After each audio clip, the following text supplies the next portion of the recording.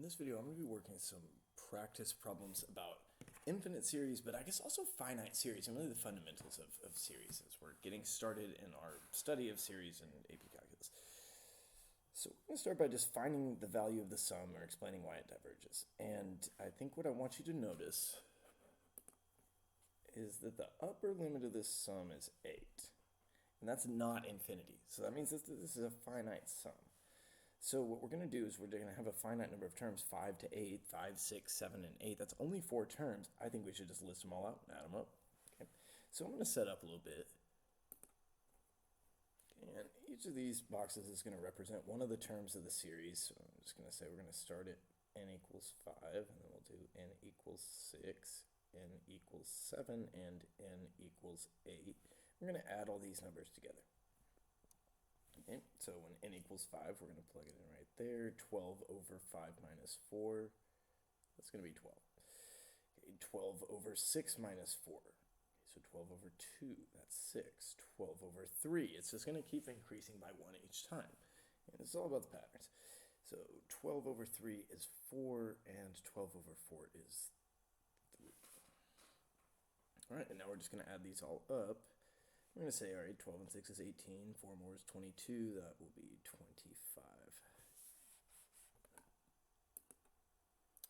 All right, now they're asking us to write this sum here in summation notation. And so that's definitely something I think we should practice. So we're going to start out with a large sigma. Okay, that's the main ingredient here. We're going to add up all these things. And so what I recommended in class was just like look for a pattern in either the numerator or denominator. And so what most people were starting to notice was the 3, 6, 9. This would be 3, 6, 9, 12, 15, 18. It's 3 times n, right? Each time it's getting increased by 3. We're counting by 3s. And so what I think we should do with that is, just go with that. Figure out what the index is, like what's going to go down here and up above. And then, engineer the denominator to fit that. So I'm going to go over here and I'm going to say, all right, think about where should this sum start? What number can I multiply by 3 to get 3? Well, that would be n equals 1. And then how far am I going to go up? Look at the last term. What am I going to multiply n by? That would be 6 to get 18. So from 1 to 6. Okay. And now in the denominator, we just have to think about something where starting at n equals 1, it's equal to 10. And then it increases by 1 each time up to 15. So I think, and when n equals 6, I need to have 15. So if you were already thinking like n equals 1, maybe you're thinking 10 plus n. Well, that doesn't work, so maybe it's 9 plus n. And 9 plus n does work with n equals 6 being the last term. So that's going to be a valid expression. All right, now, if the first thing you had noticed was that it started at 10 and then it kept adding and you wanted the denominator to be 10 plus n, because I think that's also kind of like a reasonable place to start, then your index would need to start at 0 and would run up to 5. And I think that makes a lot of sense if you look at the terms there, or if you think about just kind of shifting all the terms down one in terms of their index number. Okay, but then the numerator is a little more challenging in that case. You think about, well, what happens when n equals 0? You would think maybe n plus 3. 3 times n wouldn't work either because n starts at 0, so it would have to be like 0 over 10. So, I think what we can do is we could either say 3 times n plus 1, so it just starts 3 times 1 and then becomes 3 times 2, 3 times 3. Or you could call it 3n plus 3, but if you think about it, those are the exact same thing. So that's 2 different ways we could write this sum in summation notation. Okay, now this is a new type of problem I found, and I really had a very good, like applied series problem. And, this one is still a little theoretical because we're just saying like for time t greater than 0 up to infinity, but a super ball dropped from a height of 36 feet at time t equals 0. And then each time it falls h feet, it rebounds 5/6 of h feet. Okay, so that means that if it drops from 36, it's going to rebound by, well, it's 5 over 6 times 36, that would be 30 feet. But if it goes up by 30 feet, it's going to have to fall down by 30 feet to come back to the ground, and it's going to bounce again. And this time it'll bounce 5 over 6 times 30, which is going to be 25 feet up in the air, and then down 25 feet. And I think you see the pattern here. we'll just keep, bouncing up and down with less and less height, and we will add all of those values together to get the total distance traveled by the super ball. I can see that there's definitely like a geometric pattern here, but it's not quite a geometric series. So what I'm going to do is I'm just going to hold that 36 off to the side and think about the 30s and the 25s and the 125s over 6s and all that stuff. And maybe just like write it as 2 times 30 and 2 times 25 and 2 times 125 over 6 and all that stuff. Okay? Because then I could factor out the 2 and I'd have something that looks a little bit better. Now, if you look at those terms in red, 30 plus 25 plus 125 over 6, and so on, where each time it's rebounding to 5/6 of the original height. Okay, the terms are going to keep decreasing by 1/6 each time. And I'm going to notice, hey, that's a geometric series with r equals 5 over 6. And, okay, moreover, the absolute value of r is less than 1 because 5 over 6 is between -1 and 1. So that means the sum converges. We've got a finite value. Okay, and if that's the case, then we got a formula for the value it converges to also. That's going to be that the total is the first term multiplied by 1 over 1 minus r. So I want to go apply that formula to the series I've got highlighted in yellow. And so I'm going to do that and say, okay, the first term was 30. Ratio is 5 over 6. So I've got that expression there. And I just need to kind of clean it up a little bit. Okay, so 1 minus 5 over 6 is going to be 1/6, and 1 over 1/6 is going to be 6, and so I'm going to be having 30 times 6 inside those parentheses. And if I think about 36 plus 2 times 180, that's going to be 396.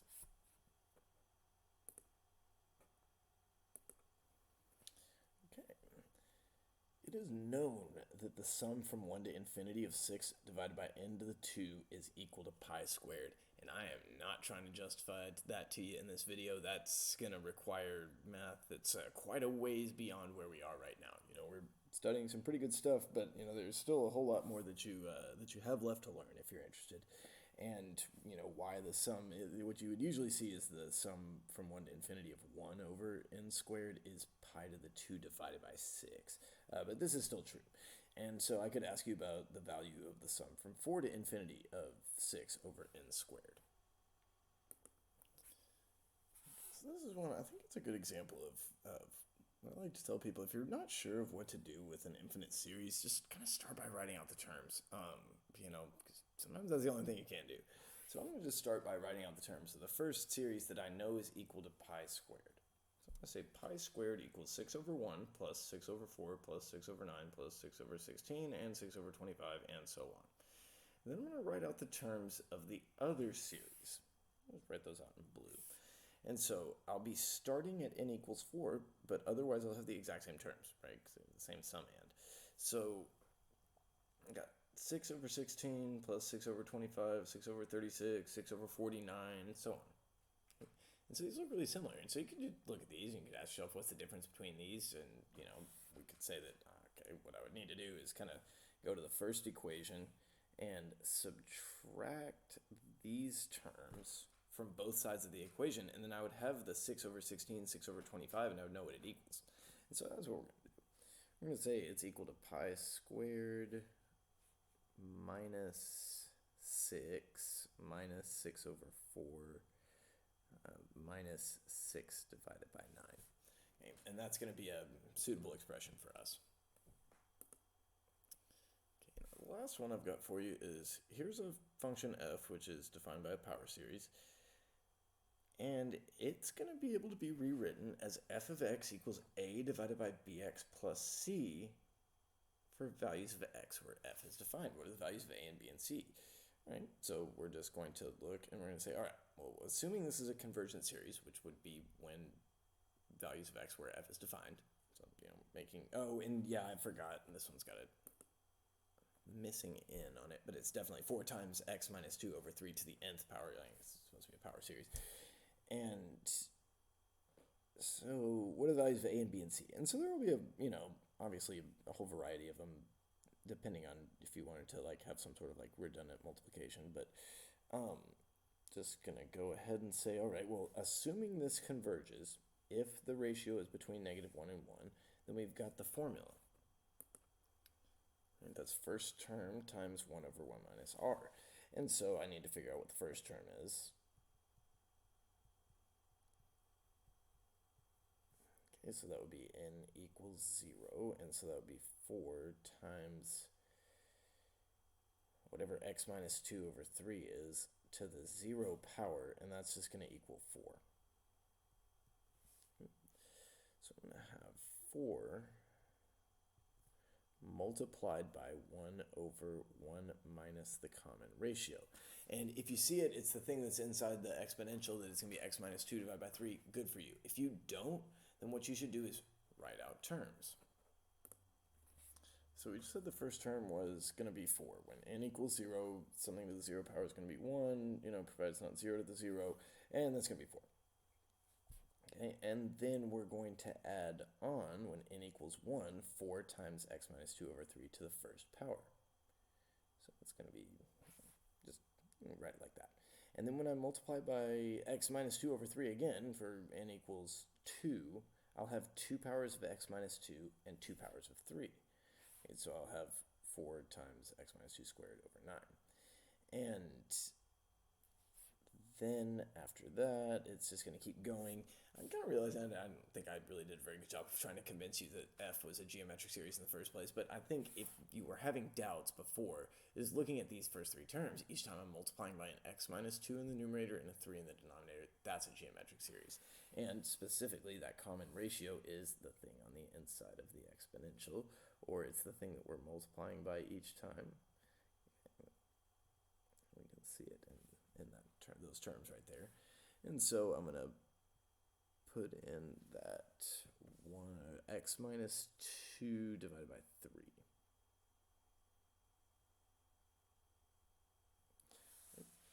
So that's going to be another expression for f of x. And so if I multiply across, 4 times 1 is going to be 4 in the numerator. And in the denominator, I'm going to have 1 minus x minus 2 all divided by 3. Okay, and what's keeping me from writing it as a over bx plus c is really that 3 in the denominator of the fraction in the other denominator. So what I need to do is multiply by 3 divided by 3, because that'll just multiply this fraction by 1. It won't change the value or anything. So I'll have 12 in the numerator divided by, and okay, when I multiply the 3 over, I'm going to have to multiply it by both things. So it'll be 3 minus x minus 2. And then I'm going to say, all right, that's going to be 12 over, when I actually subtract, 3 minus negative 2 will be 5, and I'll have a minus x. And then I'll be able to say, all right, well, that means that a equals 12, b equals negative 1, and c equals 5. Yeah. Okay, and, yes, I acknowledge a person could, multiply by like 2 over 2 and get 24, 10, and negative 2. So anything proportional to these would work. And yeah, I think that's all for this one. I think it's a good set of practice problems, just like really focus on the fundamentals of series, because I feel like my homework, or at least my original homework for 11.1 just was like, it was too focused on that divergence test and focused on things that weren't this. Okay, so I've got this to add on. Thanks for watching.